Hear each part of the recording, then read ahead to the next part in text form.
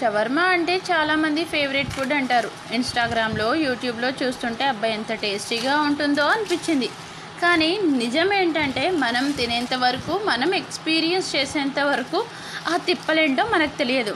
ఈరోజు మళ్ళీ shawarma order చేసుకొని తినాలనిపించింది. అందుకే షవర్మా ఆర్డర్ చేసుకొని నా ఎక్స్పీరియన్స్ మీతో షేర్ చేస్తున్నాను. అయ్యో, ఇది అంత ఈజీ కాదు. ఇది ఎక్కడ నుంచి తినాలి, పైనుంచా పక్క నుంచా అన్నట్టుంది. ఇది తినడం కన్నా ఇది హ్యాండిల్ చేయడమే చాలా కష్టం అనిపిస్తుంది. ఫైనల్లీ తింటుంటే నాకేమనిపిస్తుందంటే టేస్ట్ మాత్రం బాగానే ఉంది, కానీ మొత్తం బయట పడిపోతుందన్న టెన్షన్. అసలు స్ట్రగుల్ ఏంటంటే ఒక బైట్ తీస్తే ఇంకో సైడ్ నుంచి స్టఫ్ బయటికి వస్తుంది. ఇది తినడం కాదు, ఒక ఛాలెంజ్ లాంటిది. షవర్మా తినడానికి కూడా స్పెషల్ స్కిల్స్ కావాలనుకుంటా. మధ్యలో చేతుల మీద సాస్ చుట్టూ మెస్ నా ఫేస్ ఎక్స్ప్రెషన్స్ చూస్తుంటే మీకు అర్థమవుతుంది ఇది ఫుడ్డా లేక టాస్కా అనేది. ఇప్పటికీ నేను హాఫ్ తినేసాను. టేస్ట్ మాత్రం హానెస్ట్లీ చెప్పాలంటే ఓకేనే.